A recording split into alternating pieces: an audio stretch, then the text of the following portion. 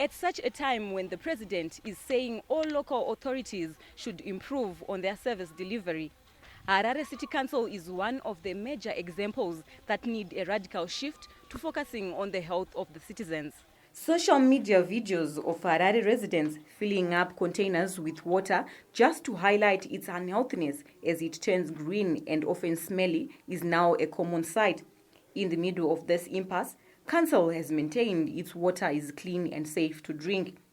The reality of the facts, though, are the 60-year-old Morton Jeffrey Waterworks plant Harare City depends upon was designed to cater for 300,000 people instead of the current over 2 million people now resident in Harare. The city also has an infrastructure deficit of 30 years. This alone has caused persistent discontent over the failure to provide safe and clean water.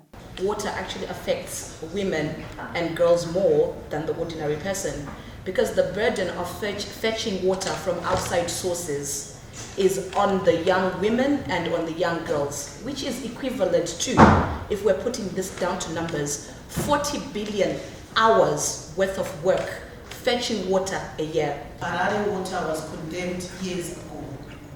I think there is a lack of political will for the council and the local government to address this issue. Section 77 of the Constitution clearly states that water is a basic fundamental human right.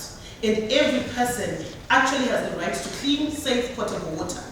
And Hararians have never had clean, safe, potable water for the past 10 years, I think, or even more.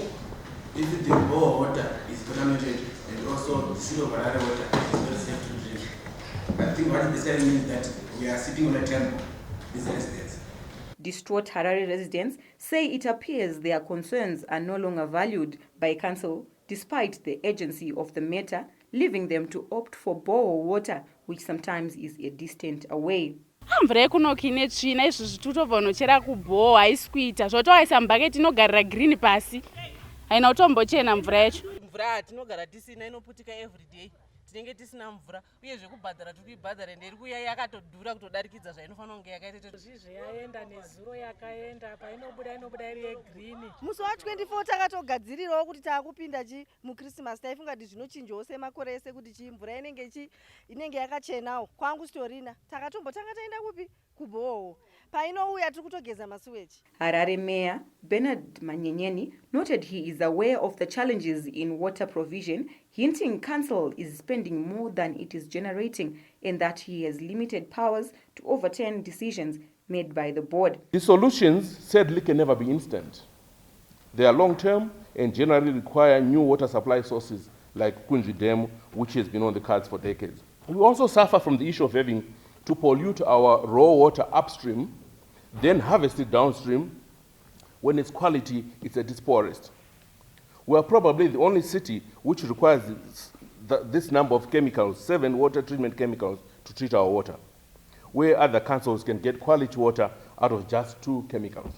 Our claims that the water is chemically safe to drink will not hold if the residents cannot stand the mere sight of frothing or foaming colored water.